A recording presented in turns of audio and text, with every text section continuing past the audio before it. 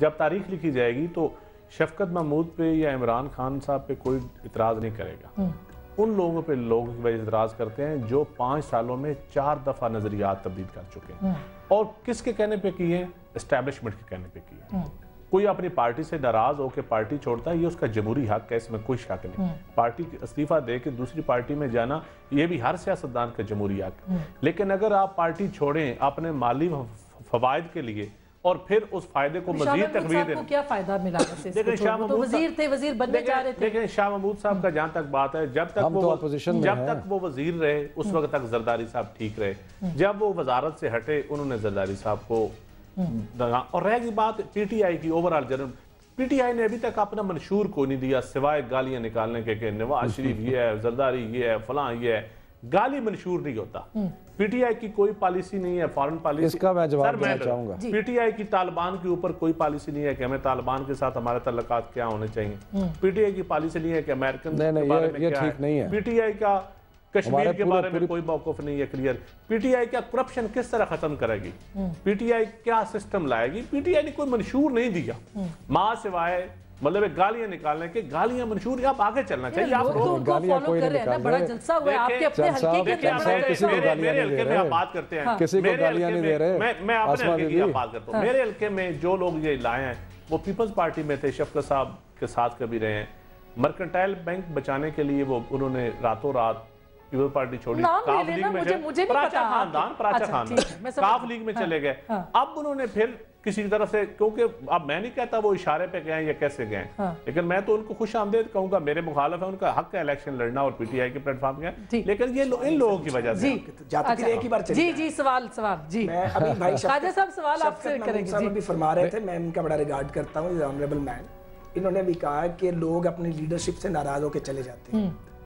शफकत महमूद साहब जो हैं ये हमारे दोस्त हैं और बड़े आलम फजल आदमी हैं, बड़े पढ़े लिखे आदमी हैं। ये अभी कुछ अर्सा पहले तक तो हमारे साथ हर पंजाब गवर्नमेंट के जो थिंक टैंक हैं उसमें भी कंट्रीब्यूट करते थे माशाल्लाह, और बैंक ऑफ पंजाब के ये बोर्ड ऑफ डायरेक्टर में भी थे और ये बड़े अच्छे तरीके से वहाँ कंट्रीब्यूट करते थे। मेरा सवाल ये है कि आपका राइट था पीटीआई में चले जाते, आप ज़ाहिर है पहले पीपल्स पार्टी में थे, फिर परवेज मुशर्रफ के साथ थे, फिर आप हमारे साथ भी रहे कुछ अर्सा, लेकिन जाते वक्त वजह तो आपने भी नहीं बताई। आपको मैंने कभी तनकीद करते उस मीटिंग में या क्रिटिसाइज करते या स्टैंड लेते हुए कि भाई ये गलत बात है, मैं इस पे मैं स्टैंड लेता हूँ, मैंने आपको कभी सुना नहीं।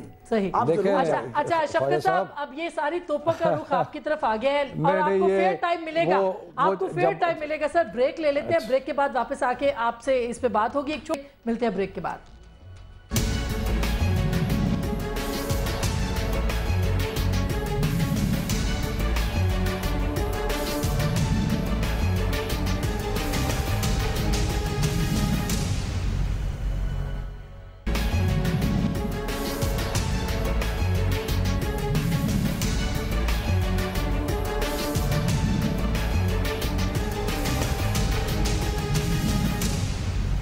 वेलकम बैक नाजरीन, एक बार फिर आपको खुशामदीद कहते हैं। तब्दीली कैसे आएगी और बड़ी एक बड़ा हेल्दी किस्म का डिस्कोर्स इस प्रोग्राम में इस वक्त हो रहा है।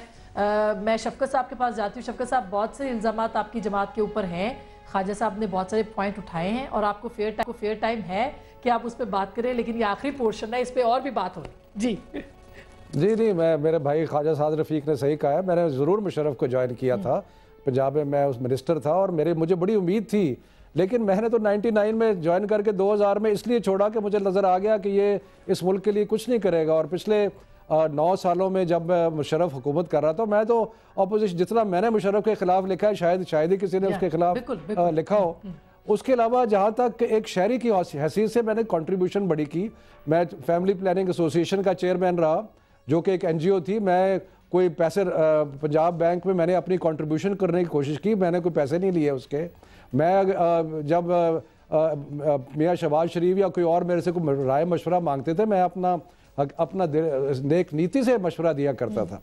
और लेकिन मैं सिर्फ अर्ज़ ये करना चाहता हूँ, मैंने कभी खैर PMLN कभी ज्वाइन नहीं की, लेकिन मैं ये अर्ज़ करना चाहता हूँ कि ये पिछले 20 साल से मैंने सियासत भी की है, जर्नलिज्म भी की है, बाकी कुछ भी किया है। कोई एक पैसे का इल्ज़ाम लगा सकता है कि मैंने एक टेडी पैसा जो है वो किसी से हेर फेर करके लिया हो या कोई रिश्वत ली हो? या देखिए, बात यह है कि मैंने तो तहरीक इंसाफ इसलिए ज्वाइन की कि मुझे यकीन है, और मेरी बड़ी अच्छी ज़िंदगी गुजर रही थी, मुझे यकीन है कि इमरान खान इस मुल्क के लिए एक होप है। इमरान खान जो है वो एक नेक आदमी है, उसने अपनी जो साबित किया है, अचीवमेंट्स की हैं, और वो कभी पैसे की खातर, किसी ऐसी चीज़ की खातर इस मुल्क को कभी धोखा नहीं देगा। वो कभी इस किस्म की उस लालच उसमें है ही नहीं, और वो एक ऐसी हुकूमत देगा इंशाल्लाह। और मैंने आपको एक और चीज़ बताऊं आसमा बीबी, जवाब देना था, एक चीज़ आखिरी चीज़ प्रपोजल भी दिया था कि जो लोग आए हैं वो माफ़ी मांगे अपने पास्ट के ऊपर। नहीं, माफ़ी की बात, माफ़ी किस बात की जी, माफ़ी की ऐसी कोई बात। देखें, मैं आपको एक चीज़ बताऊं, मैं तो बड़ा क्लियर है, अल्लाह के बड़ा फजल था, मिनिस्ट्री भी कर ली, मेंबर ऑफ पार्लियामेंट भी रह चुका था मैं, और बड़ी अच्छी ज़िंदगी गुजर रही थी। अब तो एक अजाब बन गया। और जैसे आपने कहा कि अब हर जगह लोग पगड़ी भी उछालने की कोशिश करते हैं, लेकिन किस लिए किया? इसलिए कि मेरे दिल में ये यकीन था कि इमरान खान वाकई, अगर इस उम्मीद है एक जमहूरी प्रोसेस में क्यों लोग आ रहे हैं, इसलिए कि जब लोगों ने देखा कि दोनों पार्टियों के साथ पिछले 20 साल से देख रहे हैं, तो उन्होंने देखा कि यहाँ इनसे तब्दीली की कोई उम्मीद नहीं है, इसलिए लोग इमरान खान के साथ आ रहे हैं। और मैं भी इसलिए मैं तो एक बड़ी ये सवाल जो है मैं चांद साहब के सामने भी रखती हूँ कि पीटीआई का खौफ भी है पार्टियों को, दो बड़ी पार्टियों को, ये दुरुस्त नहीं है बात? पीपल्स पार्टी को भी और पाकिस्तान मुस्लिम लीग नवाज को भी। देखिए, पीपल्स पार्टी को अल्लाह के फजल से कोई खौफ नहीं है, इस लिहाज से कि पीपल्स पार्टी ने जब से सियासत शुरू की है, जो ताकतें पार्टी, खा वो IGI हो, खा वो कोई और इत्तेहाद हो, बनते रहे हैं। इलेक्शन आता है, चला जाता है, लेकिन अब मेरे ख्याल में अब मेजॉरिटी लोग जो हैं, खा वो नून लीग में हो, खा वो काफ लीग में हो, खा वो, अब तो मैं समझता हूँ जमात इस्लामी ने भी खालें बेचनी बंद कर दी हैं। अब हालात बदल गए, अब हालात बदले हैं। लेकिन मेरी ख्वाहिश है और मैं एक एज ए पोलिटिकल वर्कर, मैं तो इनको, ये सच्ची बात है, एक तो मैं पंजाब से एक क़यादत उभरी है, चलो किसी हद तक हम दुकानदारों से छुटकारा भी हमें मिलेगा, इसमें भी कोई शक नहीं, क्योंकि सियासत और दुकानदारी दो अलग-अलग चीजें। कैसे छुटकारा? अच्छा चलिए, अब मैं जाती तौर पे तो खुश हूँ पीटीआई के, लेकिन एक चीज मैं आपको बता दूं कि पीटीआई अकेला इमरान खान कुछ नहीं कर सकता, टीम वर्क होता है। अब टीम देख के सच्ची बात है, एज ए पोलिटिकल वर्कर, कतई नजर के मेरा तल्लुक पाकिस्तान पीपल्स पार्टी से है, मैं चाहता हूं कि पोलिटिकल पार्टीज आए इस मुल्क में, अच्छी पार्टीज, अच्छे मंशूर के साथ, अच्छी क़यादतों के साथ, ये खुशैन काम है। लेकिन मैं समझता हूँ ये वही है, पुराना मशरूब और नई बोतल, अच्छा, इसके अलावा कुछ नहीं है। अच्छा, और ये मेहरान गेट की किस्त नंबर 2 है। अच्छा, लेकिन पीपल्स पार्टी ये चाहती है कि मेहरान गेट किस्त नंबर 1 भी आए और किस्त नंबर 2 भी सामने आए। देखें, अब हम खुश हुए हैं, मैं हर मीडिया पे भी, हर जगह पे हम डिमांड करते थे कि असगर खान केस को भी अदलिया को लेना चाहिए, सिर्फ पीपल्स पार्टी के केसेस नहीं होने चाहिए, सारी पार्टी।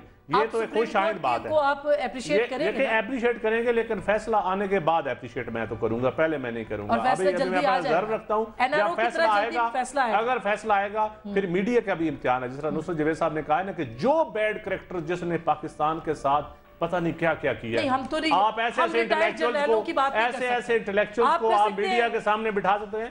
नहीं, रिटायर की तो मैं कर सकता हूँ, आदर सर्विस की नहीं कर रिटायर की मैं कर सकता हूँ। यही तो मसला है ख्वाजा साहब, मसला तो ये तब्दीली। अच्छा, अब चूंकि आखिरी है तब्दीली, 2 मिनट रह गए प्रोग्राम खत्म होने में, मगर तब्दीली कैसे आएगी? तब्दीली क्या सियासतदानों की एक दूसरे पे इल्जाम तराशी से आएगी? जब मसला जहां पे है सिविलियन रूल का, वो अगर होगा तो तब्दीली आएगी? क्या कहते हैं आप इस पे? और वो होगा नहीं लगता है ऐसे? देखिए, तब्दीली तो मेरा ख्याल आहिस्ता आहिस्ता ही आएगी, भड़कबाजी से नहीं आएगी, बहुत ज़्यादा लाउड होने से भी नहीं आएगी। एक बात मेरे ईमान का हिस्सा है कि एस्टेब्लिशमेंट जो है उसको आइन और कानून के दायरे में लाना पड़ेगा, और उसको दायरे में वही पॉलिटिकल पार्टी लेके आएगी जो खुद असूलों पर कायम रहेगी और वही सियासी क़यादत लेके आएगी। एक बात मेरा दिल कह रहा है कहने को कह दूँ मैं, इस मुल्क में जो ये सियासी लीडर है ना, ये गैसी गुब्बारे हैं, इनमें गैस भरी हुई है, ये हमारी कौमी बदकिस्मती है। और ये कौम जो है ना, ये नवाबज़दा नसरुल्लाह खान को लीडर नहीं मानती। वैसे तो कौम चाहती है एंजल्स आ जाएं, इस कौम को इस प्राइस पे एंजल नहीं मिल सकते, क्योंकि जब लड़ने मरने का वक्त होता है तो मुट्ठी भर सियासी कारकुन, ठीक है जी। और फिर उसके बाद जब कोई जमहूरियत आती है तो उसमें भी बड़ी जर्द जमहूरियत होती है, लेकिन हमें बर्दाश्त नहीं होती। इस कौम को या जागीरदार लीडर चाहिए, या कोई हीरो लीडर चाहिए, या कोई सनतकार लीडर चाहिए। ख्वाजा साद रफी पाकिस्तान मुस्लिम लीग नून की क़यादत संभाल सकते हैं? नहीं। चांद साहब, आप पीपल्स पार्टी की क़यादत संभाल सकते हैं? नहीं, अभी ऐसा सिस्टम नहीं है हमारी पॉलिटिकल पार्टीज में, और आना चाहिए। अब मैं शफकत साहब का इम्तिहान है, मैं देखता हूं कि शफकत साहब आप संभाल सकते हैं इमरान खान की जगह क़यादत अपनी पार्टी की? अब मलफूफ बात बिल्कुल।